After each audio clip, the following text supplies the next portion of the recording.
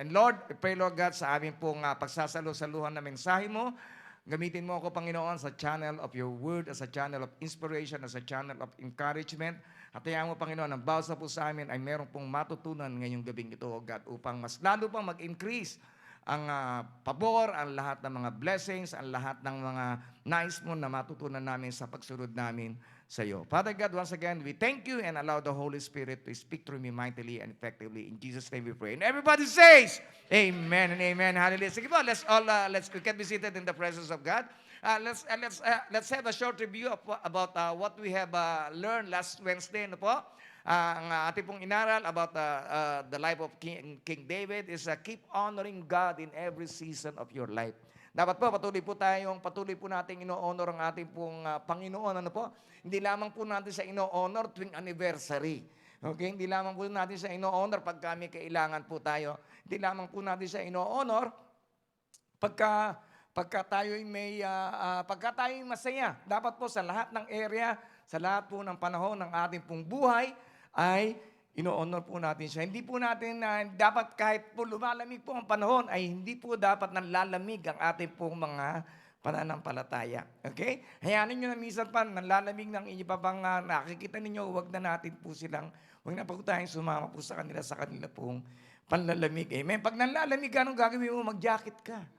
Okay? Tulad ko kanina, giniginawa ko dito kanina, kaya nag-jacket ako. Amen? Hallelujah. Praise God. Hindi muna ako tubig.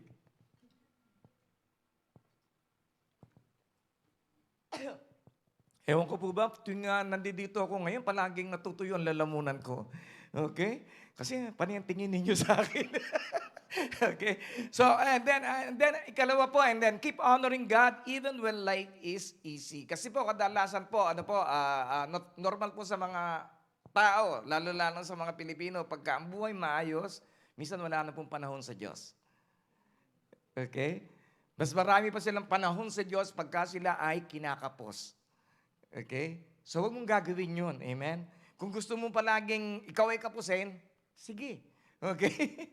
Hallelujah. Kaya, ibig po sabihin, the more na binabless ka ng Panginoon, lalo kang, the more na nag-iinit sa paglapit sa Kanya para sa pagpapasalamat, para sa pakikipagniig sa Kanya. Okay? Then keep honoring God by becoming a kingdom builder. Si Haring David, he is a kingdom builder.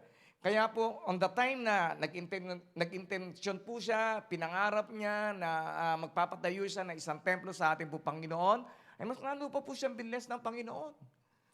Binless pa po siya materially, silver, gold, lahat po ng kakailanganin po niya, timber, mga troso, mga influences po niya, lalo po siyang pinagpala ng Panginoon dahil yun po yung kanya pong nasa isipan. Amen? Kaya sabi mo sa katabi mo, I am a kingdom builder. Okay? Amen. Hallelujah. Pagka yan po yung inyo pong intensyon, yan po yung inyo pong nasa isip, mas lalo kayo i-bless ng Panginoon. Amen? Hallelujah. And then keep honoring God even when He says no. Okay? Honor po natin siya. Hindi po lahat ng prayer po natin ay sinasagot po niya on the time that sa kalendaryo po natin. Tandaan po natin na minsan sinasagot niya yung prayer po natin sa kalendaryo niya. Okay? Hindi sa gusto mo ng kasagutan sa panalangin next week. Kinakailangan next week na? Pwede ba yun? Hindi. God is sovereign. Ibig ko sabihin ng sovereign, siya dapat yung nasusunod. Hindi ikaw. Kung ikaw yung nasusunod, di ikaw yung Diyos. Di ba? Amen? So kahit na po meron po siya sinasabi na wag yan anak. So sunod lamang po tayo sa Kanya. Dahil minsan ang Diyos ay sasagot ng hindi. Okay? Lalo na pagka ito ay sa ikapapahamak mo. Okay? Kaya wag po natin ipagpilitan pagka sumagot ang Diyos ng hindi. Okay? Palagi po natin ipaubaya sa Kanya kung ano ang will niya. Lord, let your will be done. Ang ating Panginoong Hesus, hindi po niya pinagpilitan na siya po ay makatakas doon po sa pagkakawalay sa presensya po ng Diyos. Wala po siyang takot, wala po siyang pangamba na siya po yung mapako, masaktan. Ang kanya pong ayaw na mangyari ay mapawalay sa piling ng ating po Panginoong Hesus Kristo, sa Diyos Ama. Okay? Hallelujah. And then, keep honoring God for who He is. Sambahin natin siya. I-honor po natin siya kung sino talaga siya. He's a sovereign God. He's a God Almighty. He's our provider. He's our Lord. He's our Savior. If He is not the Lord of all, then He is not the Lord at all. Kung hindi po talaga siya ang Panginoon ng lahat ng area ng ating pong buhay, hindi pa siya Panginoon ng buhay po natin. Amen? Ano po, mainit ang politika ngayon. Ano po sa atin? Tama po ba? Sa akin, katwiran ko, which I think is true because ito yung nakasulat sa Bible eh. Kaya nga palagi pinangangaral ng Panginoon, the kingdom of God, the kingdom of God, the kingdom of God, paghahari ng Diyos. Di po ba? Kasi po, kahit na po sino pong maupo, kahit na po pagsamasamahin ninyo ang karunungan ng mga presidenteng iboboto po natin, kahit na sino pong iupo po natin, ay magiging minimal pa rin po ang pag-unlad ng ating pong bansa. So, paano po unlad ang ating pong bansa? Uunlad po ang ating pong bansa pagka naiupo na sa kanila pong puso ang ating pong Panginoong Hesukristo. Amen? Doon lamang po sa tingin ko na uunlad ang ating pong bansa. Amen? Tanungin mo nga ang katabi mo, sabi mo, si Jesus ba nakaupo sa puso mo? O baka naman palagi siyang nakatayo at ikaw pa rin ang nakaupo. Okay? Praise God. And then keep honoring God for what He has done. Sino po dito yung nakaranas na po talaga ng kabutihan ng Diyos sa kanya pong buhay? Amen? Lahat po ba tayo? Amen. Hallelujah. I believe lahat po tayo. Kasi po, wala ka dito kung di ka nakaranas ng kabutihan ng Diyos. Amen? Naisip po natin na napakabuti ng Diyos sa atin. Marami po siyang binago sa ating pong buhay at marami pa siyang binabago. At let's keep honoring God for what He has done. Okay? And let's keep honoring God sa pamamagitan po ng pagtatapon ng mga basura na nasa ating pong mga puso. Okay? This year, pagpasok po ng ating pong pang 10th year, isang dekada na tayo. Just imagine, hindi po ba? Nakakatuwa. Sabihin mo, nakakatuwa naman. Magwa 1 decade na tayo. Okay, magte-10 years na tayo. Amen? Hallelujah. Naalala ko pa sila Lenden noon. Nababata pa nila Lenden. Okay, ngayon, nagkaasawa na. Di ba? Sila Jenny. Okay, nagkaanak na. 2 na nga. Okay? Okay, meron na susunod dito, mag-aasawa na rin. Amen? Okay. And then, so ngayon po, pag-usapan po natin, let's keep honoring God by uprooting bitterness. Sa pamagitan po ng paghuhugot ng mga, ano po ba yung bitterness sa Tagalog? Bitter melon yun. Okay? Ang palaya is bitter melon. Ibig sabihin ng bitterness, sama ng loob. Okay? Hallelujah, sama ng loob. Kaya, ewan ko kung kanino itong mensaheng ito. Okay? Maaaring hindi sa inyo ito, pero alam ko na merong iba ay para sa inyo ito. Amen? Hallelujah. At kasi po, meron sa atin, punong-puno pa rin ng mga sama ng loob, ng mga nangyari sa kanilang pong buhay, nangyari sa kanila 10 years ago, 20 years ago. Okay? Na nasabihan ng boss, okay, masama pa rin ng loob. So, pag-usapan po natin ito, paano po natin mahuhugot ang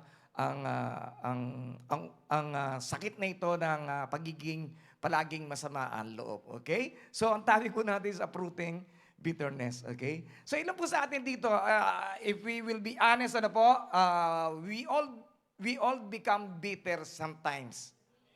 Tama po. Minsan po, nagkakaroon po tayo ng sama ng loob. Sama ng loob sa ating asawa, sama ng loob sa ating kasamahan sa boarding house. Di ba? Matutulog ka na, nag-iingay pa. Hindi po ba? Masama ng loob sa ating kasamahan sa trabaho, napakadaya, hindi po ba? Panayang petics, panayang blessing, hindi po ba? At pagka nandiyan na yung boss, palaging nasa labas. Tama po ba? We all have some bitterness in our life. Tama po? At ngayon, paano po natin ito matatanggal ito? Si Job, naging bitter po siya sa Diyos. Bakit? Kasi paniwala po niya, napakabait niya. Di ba ba? Pagkatapos, tinubuhan siya ng kung ano-ano mga galis.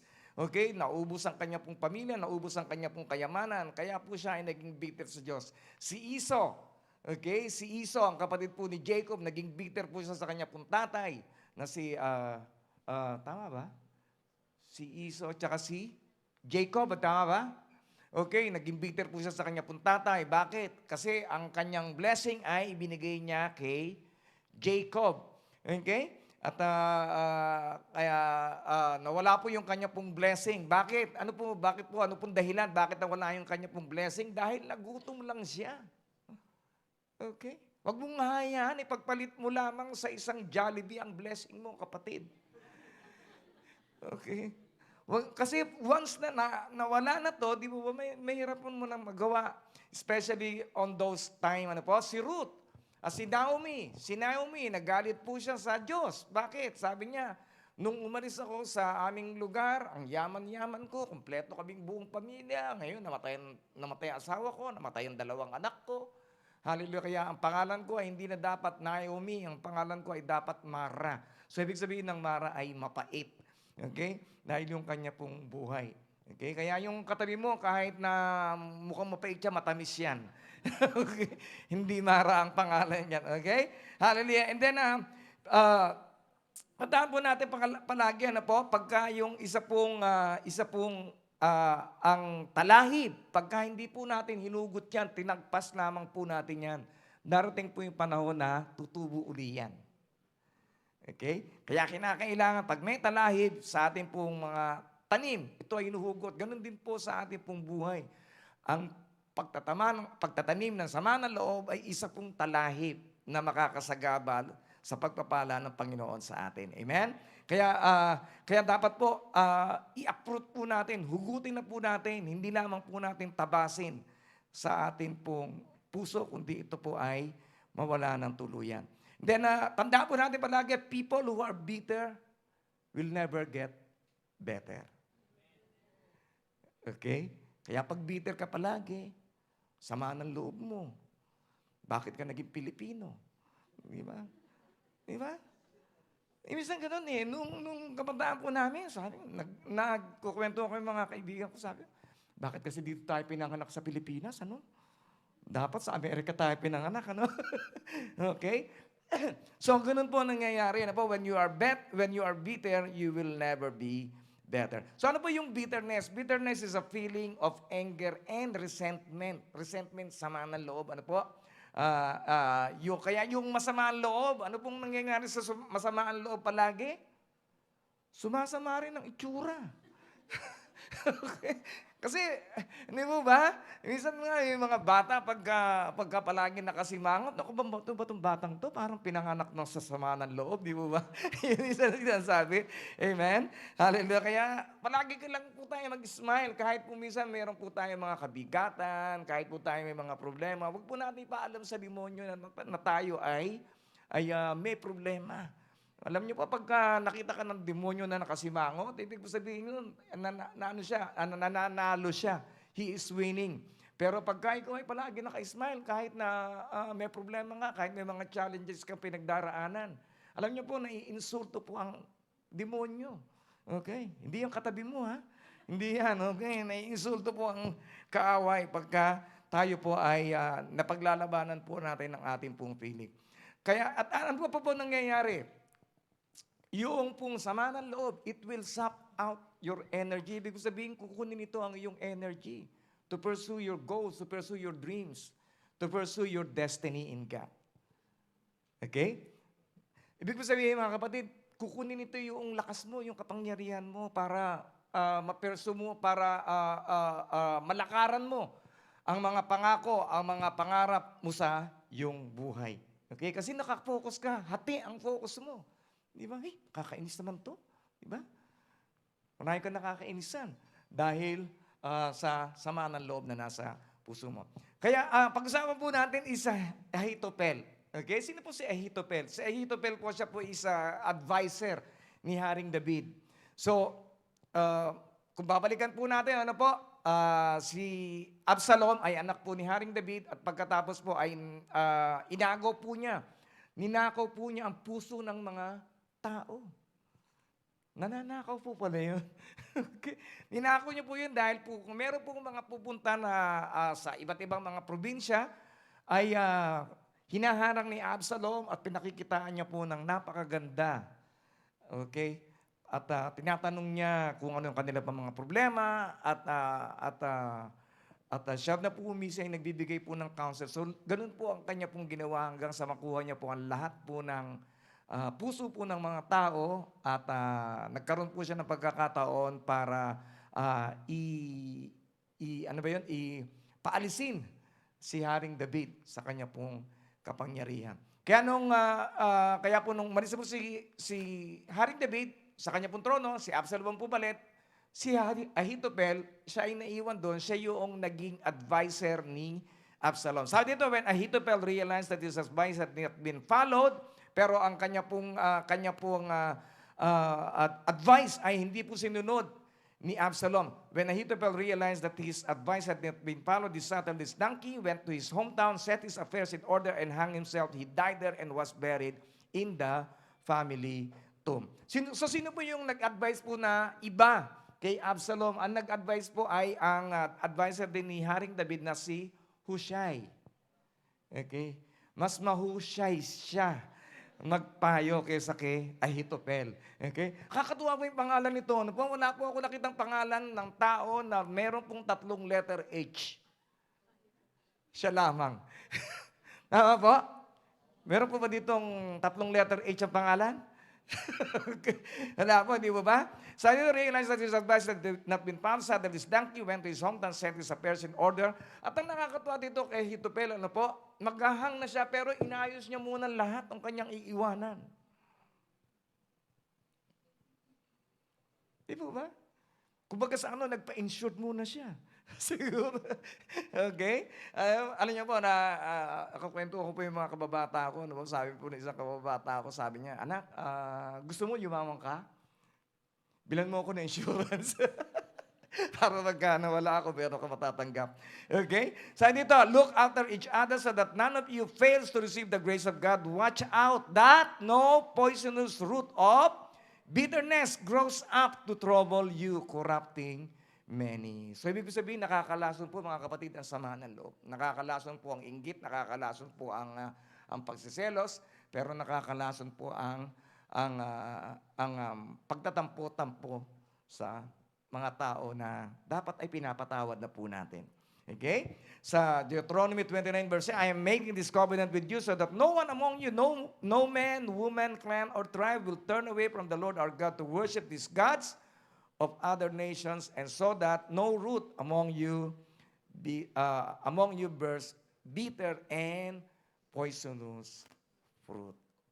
Okay? So mga kapatid, let's check our hearts. Salisigin po natin ang ating pong puso.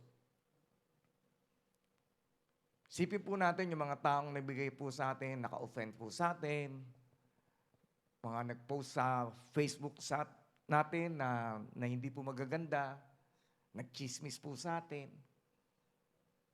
Check po natin kung may sama pa po tayo ng loob. Kasi po makakasagabal po yan. You will never receive an ever-increasing favor, ever-increasing blessing of God kung meron pa po tayong sama ng loob sa ating pong puso. Okay? Bago po tayo tumawid ng 2021, bago tayo pumunta sa 2022, linisin na po tayo, magkaroon po tayo ng inventory, magkaroon po tayo ng paglilinis, magkaroon po tayo ng talagang, ano ba tawag doon, yung spring clean, okay? Para maging maayos ang ating pong 2022. So pag-usapan po natin ang istorya po ni Ahithophel, yung testimony po niya, he sacrificed to God. Actually po, he is a worshiper. Marunong po siya magbigay po ng sakripisyo sa ating pong Diyos. And then he spoke for God. Siya po ay nangungusap. He is a prophet. He is a intelligent man. Pero mataas po ang kanya pong IQ, pero mababa po ang kanya pong EQ. So ano po yung IQ? IQ po yung mataas po yung kanya pong intelligence quotient. Yung EQ, yung emotional quotient. Ibig po sabihin, madali po siyang mag-give up. Okay? Kaya dapat po, nag-i-increase din po ang ating pong IQ and then also EQ. Hindi yung dali kang ma-in love. Di ba? Nangitian ka lang, na-in love ka na. Hindi ko, uy, crush niya ako. Okay? Na kailangan maging matibay po tayo mga kapatid. Di ba ba? Meron lang nasabi na hindi maganda sa'yo, sumama na kagad ang loob mo, and then naka-apekto na ito ng trabaho mo. Di ba ba? So it's very important mga kapatid na taasan po natin yung ating pong EQ and then yung ating pong IQ. Kaya sabi sa 2 Samuel 16:23, for every word Ahithophel spoke seemed as wise as though it had come directly from the mouth of God. So he sacrificed to God. Siya po yung nagsasakripisyo. He's a worshiper. He spoke for God and then he served God by serving others. Servant. Kaya napakahalaga po that we should always be protecting ourselves kahit na po tayo servant na ni Lord. Okay? Yung damdamin po natin, yan po yung madali pong makapagpalit ng ating pong mga desisyon. Marami po mga hindi na po nag-church. Bakit? Dahil nasaktan. Tama po? Kaya sabihin sa katabi mo, kaya ikaw, wag mo akong sasaktan, ha? Tatamaan ka rin sa akin. Okay. Okay? So sabi dito, he served God by serving others and then he was a counselor to David. Okay? Alam niyo po, hindi po natin makikita kung ano po yung mga tumutubo sa puso ng tao. Makikita po natin, tumutubo na yung umahaba na yung buhok mo sa ilong o tumahaba na ang kuko mo, hindi po ba? Pero hindi po natin makikita kung gaano po, kung ano po yung tumutubo sa puso ng bawat tao. Di po ba? Hallelujah. Kaya you can see a growing bitterness in the heart of a man. Di po natin ito makikita. Okay? So wag na po natin hayaan na may tumubo pang sama ng loob sa ating pong mga buhay. Okay? Hallelujah. And bakit po? Ano po nangyari? There is nothing kept secret that will not come to light. Ano po nangyari po kay Ahithophel? Si Ahithophel po, lumabas din yung kanya pong tunay na pagkatao. Bakit? Yung pala, meron siyang plano para makipagsabwatan kay Absalom.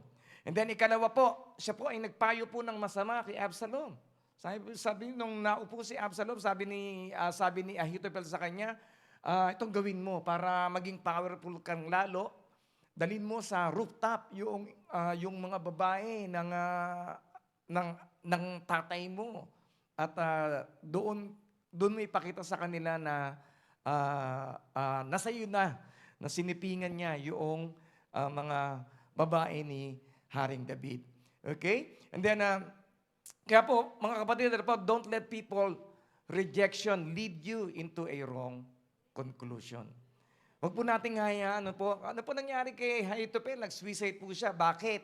Kasi sa kanya pong rejection. Kaya pagka ni-reject ka, so what? Di ba? Hindi siya para sa iyo. Tama? Ang tanong, Pastor, sino pa? Wala na. Meron pa. Amen? Hallelujah. Kaya wag po natin ngayaan na yung rejection ay maging dahilan ng ating pong mga malipang desisyon sa ating pong buhay. If you live for people's acceptance, you will die from their rejection. If you live for people's acceptance, yung gusto mo lang palaging ina-accept, hindi lang na-like yung pinost mo. Galit na galit ka na. Hindi ba? Ay, susunod, di ko rin ila-like yung mga ipopost niya. Tama po? Malay mo, baka naman hindi niya nabasa. Natabunan na dahil sa dami ng kanyang friends. Just imagine, meron siyang 1 million friends sa Facebook. Di po ba? If you live for people's acceptance, you will die from their rejection. Kaya ano pa nangyari? He commit suicide. Okay? Okay. At kaya praise God. And then ano po nangyari? Ahithophel did this because he has bitterness in his life. Ginawa niya po mag-suicide. Bakit? Dahil meron po siyang sama na loob. Punong-puno siya po ng sama na loob. So some of you may have bitterness because of what happened in the past. Tama po? May umuugong dito.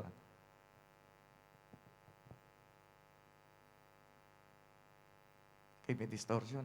Praise God. Okay? Anyway, huwag na po nating pansinin yan. Okay, praise God. So, kaya po yung, sabi mo sa katabi mo, kaya yung mga nakalipas mo, kalimutan mo na. Yung mga taong iniwan ka nung panahon na kailangan mo sila. Di ba? Forgive them. Kalimutan mo na sila. So ano po lesson po natin matututunan po kay Ahithophel sa buhay po ni Ahithophel? By the way po, si Ahithophel po, bakit po siya galit na galit kay Haring David? Siya po ang lolo ni Bathsheba. Siya po yung lolo ni Bathsheba. At alam ni, at ang ginawa ni, at nakita niya na parang hindi naman talaga tinuturing na asawa si Bathsheba ni Haring David, kundi parang kasama lamang doon sa mga babae ni Haring David. Ikalawa pa, siyempre, pinapatay yung asawa ni Bathsheba.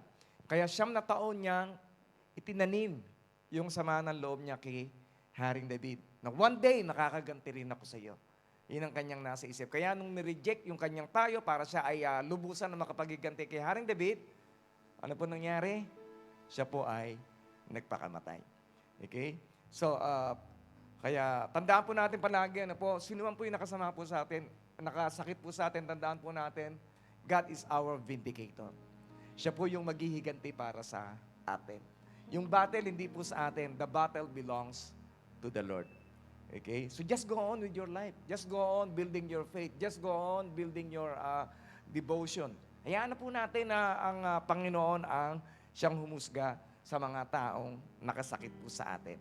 Amen? Hallelujah. It will hinder your progress. Di ba? Sayang. Sayang yung journey mo, mga kapatid.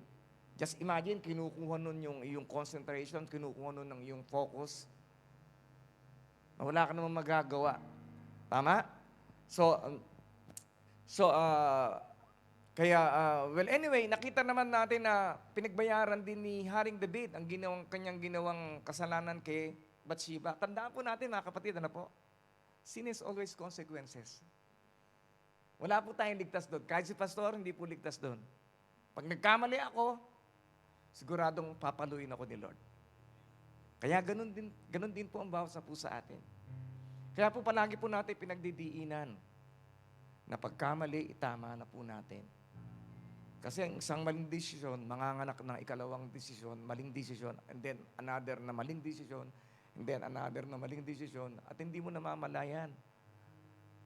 Nasa ilalim ka na. Kaya kinakailangan, palagi po tayong humihingi po ng guide sa atin pong banal na santong Espiritu na siyang gumagabay po sa atin. Okay? Marami naman. Pwede naman tayo humingi ng advice. Okay po? Okay, kaya pinagbayaran niya yung kasalanan niya kay Bathsheba. Ano po nangyari? Namatay po yung kanya pong anak kay Bathsheba. And then, ano po? Ang kanya pong buhay ay naging magulo. Yung anak niya, ni-rape nung anak niya. Pagkatapos, yung si Absalom, pinatay naman yun ng rape doon sa kapatid niya. Si Absalom, hinabol siya, gusto siyang patayin. Di po ba? So napakahalaga, ano po, that we should hate sin as God hated it. Kamuhiin po natin ang kasalanan tulad na pagkamuhi ng Diyos sa kasalanan. So just imagine, ano po yung kasalanan, ipinatong sa ating Panginoong Jesucristo. Kasalanan mo, kasalanan ko, kasalanan natin lahat. Pinatong sa Kanya para po tayo mapalaya sa kabayaran ng kasalanan. So ngayon po, ano po, how to uproot bitterness? Paano ba natin huhugutin ito? Itong nakabaon na yan na sama ng loob na hinanakit sa ating kapwa. Unang-una sa lahat, let's repent. Pagsisihan po natin. Take a minute for bigyan po ko kayo ng 1 minuto. Isipin po natin, sino ba yung mga nakapagbigay po ng hinanakit po sa inyo? Magulang mo ba? Teacher mo ba? Ang boss mo ba? Kasamahan mo ba sa trabaho? Kasamahan mo ba sa church? Kasamahan mo ba sa boarding house? Minsan, hindi lamang po isang tao ang kinamumuhian. Minsan po, buong nationality. mga galit yung iba galit po sa mga Hapon, yung iba galit sa mga Nepal, yung iba galit sa mga Vietnamese, yung iba galit sa Pilipino, yung iba galit sa mahihirap, yung iba galit sa mayayaman, yung iba galit sa mga pula, yung iba galit sa dilaw. Hindi po ba? Nga po, minsan hindi lamang po isang tao ang kanila pong kinagagalitan. Okay? Kung saan sila po galit. So, number 1 po, repent about bitterness. Alisin po natin yun. Okay? And then, ikalawa po, forgive people that hurt you. Saktan ka, emotionally, nasaktan ka, physically. And then, katlo, stop retelling your stories. Huwag mo na ikwento. Para yung sugat eh. Ang sugat, pag kinalkal mo ng kinalkal, hindi gagaling. Palaging sariwa yan. Palaging dudugo yan. The same thing with our feelings. Okay? Kaya yung mga mag-aasawa, ano po? Diba? Let's stop retelling. Hey, ikaw, ganito ginawa mo eh. 5 years ago, ganyan ka eh. Hello? 5 taon na yun. Di ba? Stop retelling. Okay? Past events must be forgotten. Nakalipas. Okay? And then, hatred and anger must be forsaken. Okay? Kaya po palagi po natin pinapractice, we are loving, we are kind, di ba? Hindi na tayo magagalit, di ba? Hindi tayo magchichismis, di ba? Hindi lang naman declaration yun eh. We are declaring it. Bakit? Kasi gusto po natin na magbago po tayo. Hindi yung we are just going into motion, sige na nga. If we really want to have an ever-increasing favor and blessing coming from God, let's remove all our trash. Tanggalin po natin ang lahat ng basura ng ating po mga puso. Amen? Sino po sa atin yung gusto pong maglinis ngayong gabi ito? Sige po, let's all stand up. Tayo pong lahat ay tumayo. Hallelujah. Hallelujah. Panginoon, once again, Lord God, we just want to thank you for reminding us to remove all the bitterness, hatred, and anger in our hearts, Panginoon. Because we cannot receive an ever-increasing favor from you if we will continue, Lord God, to harbor this rubbish, Panginoon, sa aming po mga puso. Lord, tulungan mo kami. Sa gabing ito, Lord God, we are repenting, Panginoon. Kami po ay nagsisisi sa mga sama ng loob namin, O Lord, sa mga tao na nakasakit po sa amin. Tulungan mo kami, Panginoon, na patawarin na sila.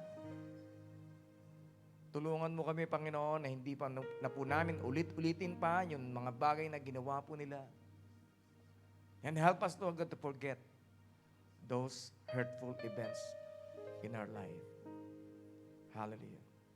Father God, once again, thank you, Lord, for your Holy Spirit who keeps on empowering us, inspiring us to live a life that is worthy of your calling. In Jesus' name, amen. Where would I run to the throne of mercy? Where would I live but at the cross of grace? How great the love, how strong the hand that holds us. Beautiful, so beautiful.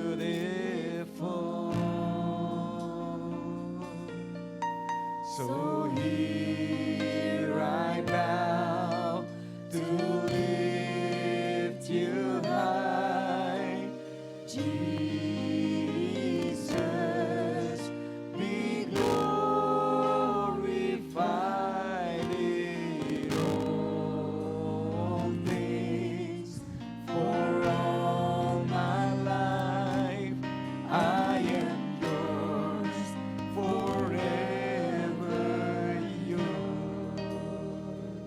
Hallelujah. Hallelujah. Kapatid, kung meron dito na nagkakasamaan pa kayo ng loob, bakit hindi ninyo lapitan ng isa't isa? It's a time of restoration. It's a time of reconciliation. It's a time of peace. It's a time of unity.